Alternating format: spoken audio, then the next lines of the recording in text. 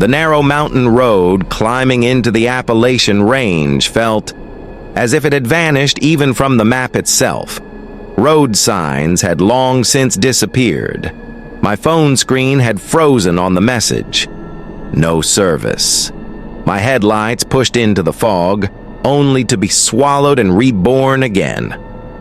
On either side, pine trunks leaned toward each other, weaving into a closed tunnel above me. When I killed the engine, the silence thickened, so dense that even the sound of my own breath felt foreign. The Ashwood Lodge they had advertised online as a peaceful escape stood ahead, its moss-covered roof and blackened panels already rejecting the life around it. No light spilled from its windows. Instead, the glass seemed to look outward, watching. As I stepped onto the threshold, the scent of wet wood and mildew drifted toward me. The door groaned open like a rusted joint loosening after years. The living room was wide. Ceiling beams glistened faintly with resin, and ghostly outlines of old picture frames lingered on the walls. In the center stood a massive stone fireplace. At first glance, it looked ordinary, but closer inspection revealed carvings etched into the stone, interlocked circles, sharp lines, faceless human shapes. I brushed my fingertips across them and heard a faint, hollow resonance, as though there was empty space behind the stone. I dropped my bag on the couch and fetched my thermos and a sandwich from the kitchen. I flicked the radio on, knowing it wouldn't work. But there wasn't even static. No wind outside, no crickets, no frogs. The forest was holding its breath. Then, from far away, a thin, piercing sound rose into the night. Perhaps the cry of a coyote, or the stretched, echoing scream of a human throat lost among the hills. It came once, then vanished. But the shiver it left in my chest lingered, humming in the room's silence. My gaze kept drifting to the old rug in the corner of the room. Its edge was lifted slightly, as though something beneath it was pressing upward. A nest of insects? A loose plank? Caution said, "Tomorrow." Curiosity said, "Now." I glanced through the window. Pine needles outside gleamed like rusted scales in the moonlight. I told myself, 3 days, silence, writing, and fire. Yet when my eyes returned to the carved figures on the fireplace stones, another word formed, uninvited: witness. As the night deepened, the house's darkness seemed to thicken, spilling from the ceiling beams like a slow, black smoke settling on the floor. The rug's edge, it kept twitching at the corner of my vision. I set down the last bite of my sandwich and walked toward it. Outside, in the still air, came a faint rustle, sliding under the door and disappearing at the edge of the rug. I bent down. A cold, closed breath rose to meet my face. The fibers of the rug clung to my fingertips like dust. I lifted the edge slowly, and a rectangular iron hatch revealed itself beneath, its surface stained with rings of rust. A weathered padlock hung from it, looking as though a single strike could break it. I pressed against it lightly. The metal caved in with a brittle snap, like bone giving way. As the hatch rose, a breath of ancient stone and dust escaped into the air. The smell was mildew, damp earth, and something else. Something that felt less like air and more like the steady breath of a closed space. I grabbed my flashlight. From the black gap below, a wooden staircase disappeared downward into shadow. I shone the light, but the beam seemed to die early, swallowed by soot and time-stained dust on the walls. Tomorrow, I told myself out loud, as though hearing my own voice might make it true. I was about to close the hatch when it came. A single sharp knock from deep beneath the floor. It wasn't the crack of wood. It was the dull, heavy report of stone. And then, The slow scrape of something being dragged. Deliberate. Unhurried. Pipes, I muttered reflexively, then remembered there was no working plumbing here. That last small door in my mind clicked shut. I placed my foot on the first step. The board groaned. The second step creaked. But the sound came not from under my foot. It came from the wall beside me. My fingers brushed against the stone surface. Not dry dust, but a thin, sticky layer of soot. Perhaps the residue of torches burned long ago. The beam of my flashlight swept across carvings, rough, crude versions of the symbols on the fireplace stones upstairs. Some were linked circles, others distorted human shapes, long-limbed, some headless, some with faces erased into smooth, pitted nothingness. The staircase ended on a cold stone floor. The chill seeped into my feet through the soles of my shoes. The room was wide. It carried an unbroken hum I felt in my ribs more than I heard.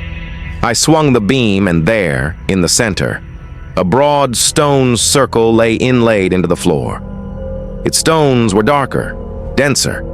In the cracks between them, something black-brown had collected. Rust, I whispered. But another word shifted at the edge of my mind. Dried blood. In the exact center of the circle, a dark cloth was spread out. Beneath it, the outline of something long and thin took shape. This is someone's idea of a scare, I told myself, like a haunted house prop. But as my voice broke against the stone walls, I realized how stupid that sounded, and how alone I really was. The cloth stirred, just slightly, as if something beneath it had drawn a shallow breath. My own throat tightened, and from somewhere in the walls, a low hum began to rise. Not wind, not machinery, more like the swallowing motion of earth itself. Faint whispers joined it. I didn't know the language, but the rhythm was unmistakable. A summoning.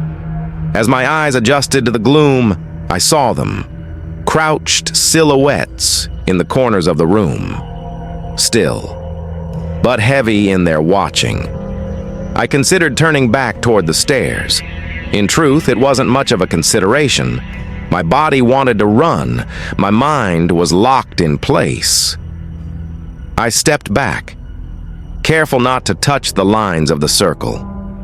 The black cracks between the stones seemed to throb, in time with something I could feel more than see. The edge of the cloth shifted once more, from inside to out, and then I saw it. A hand, pale as chalk, unnaturally long, its joints bending backward in a way no human bones should.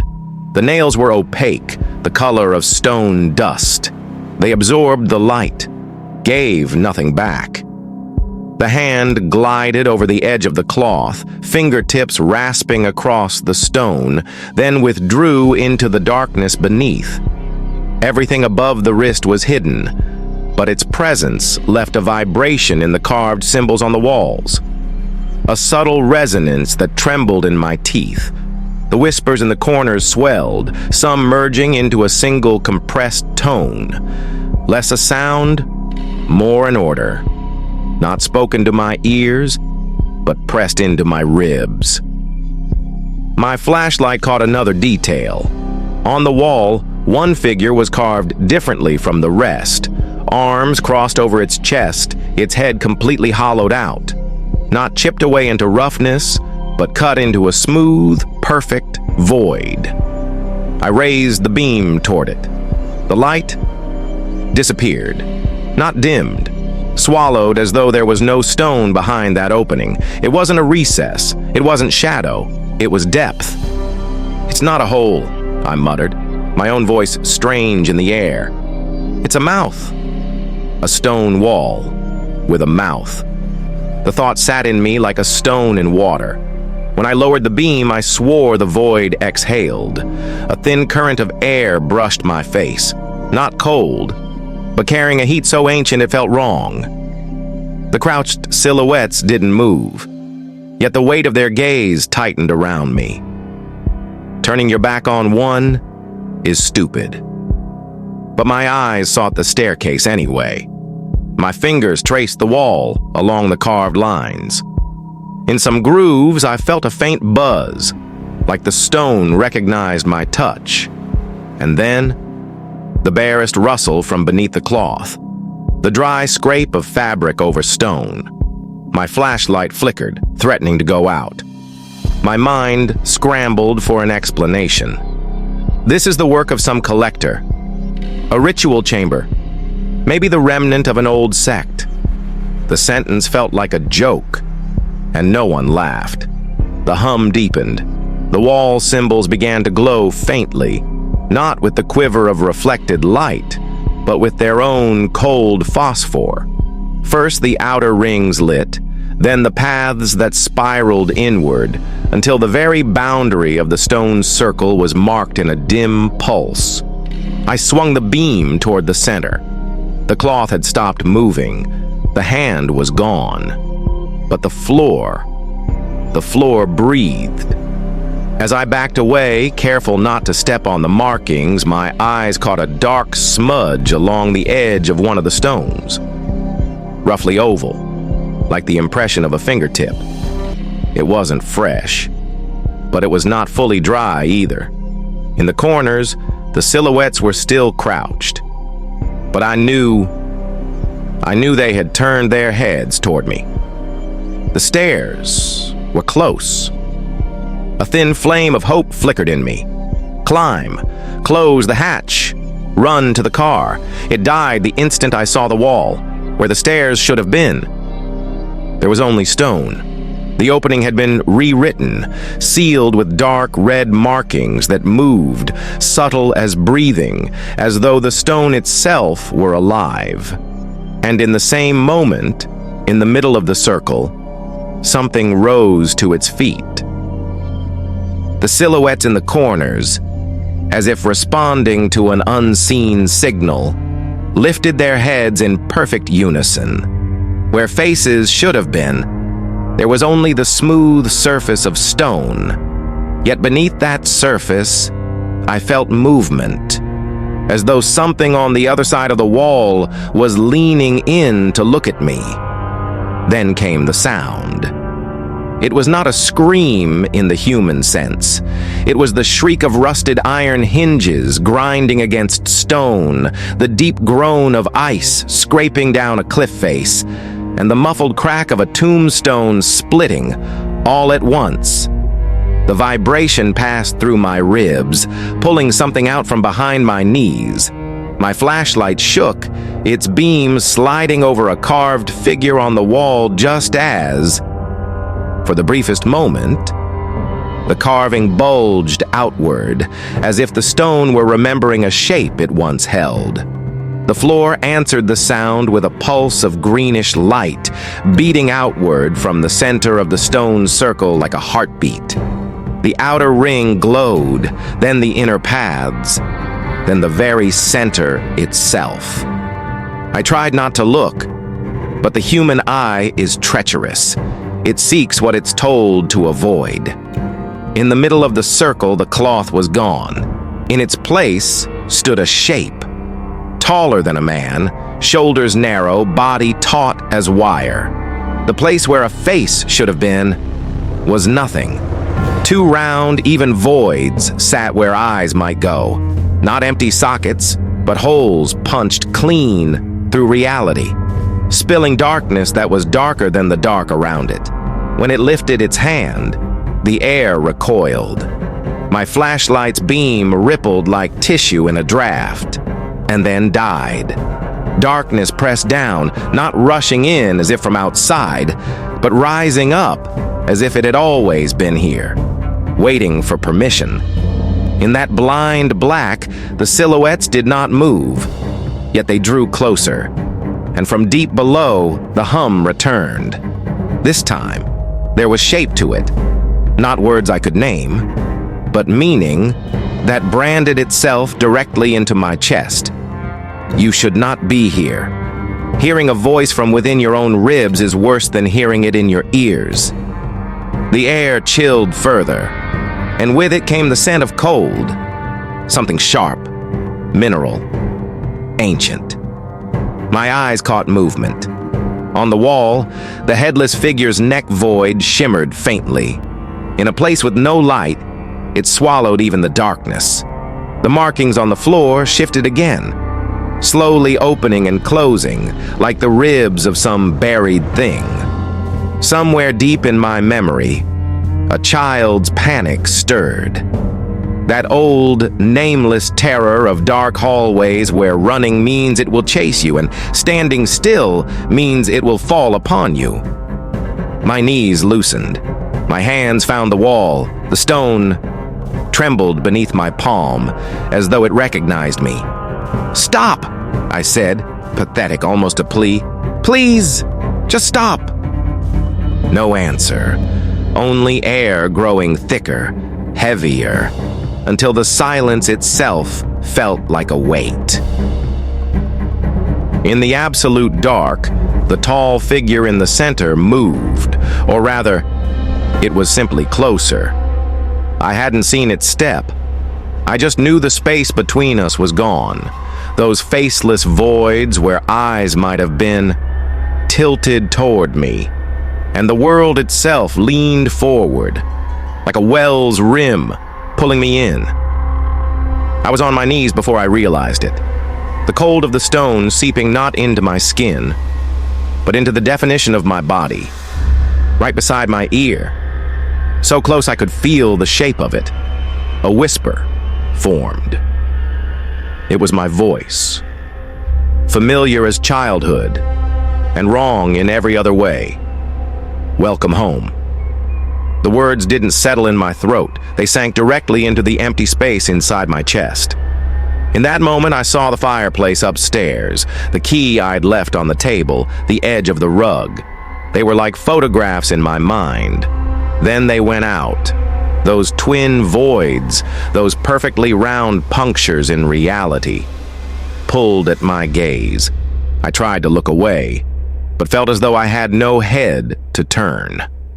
"This is a dream," I told myself silently. "Dreams end."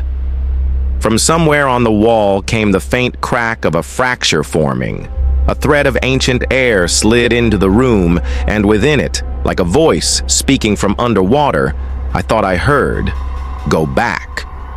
The figure turned its faceless head toward that sound.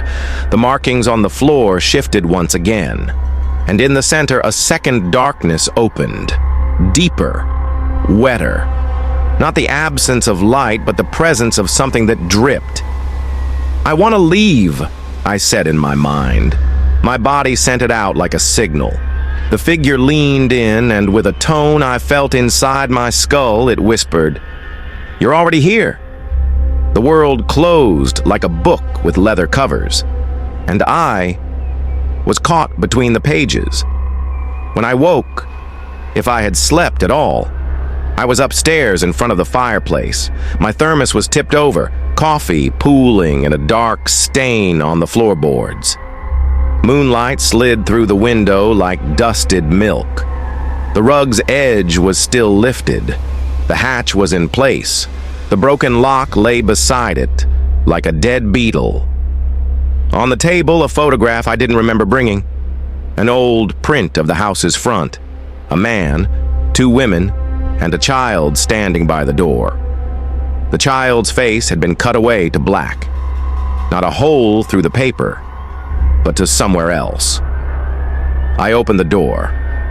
On the threshold was a thin line of dust trailing inward, disappearing at the lifted edge of the rug. I walked to the car. The engine started on the first try. In the rearview mirror, one window of the house went blacker for an instant. Two round voids appeared, then vanished into the morning mist.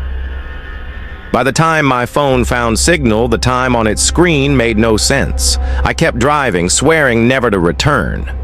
But sometimes, on the thin line between waking and sleep, when I'm lying in the dark, listening to my own breathing. I hear that whisper again, familiar as my own voice, foreign as a stranger in my bed. Welcome home. And then there is nothing.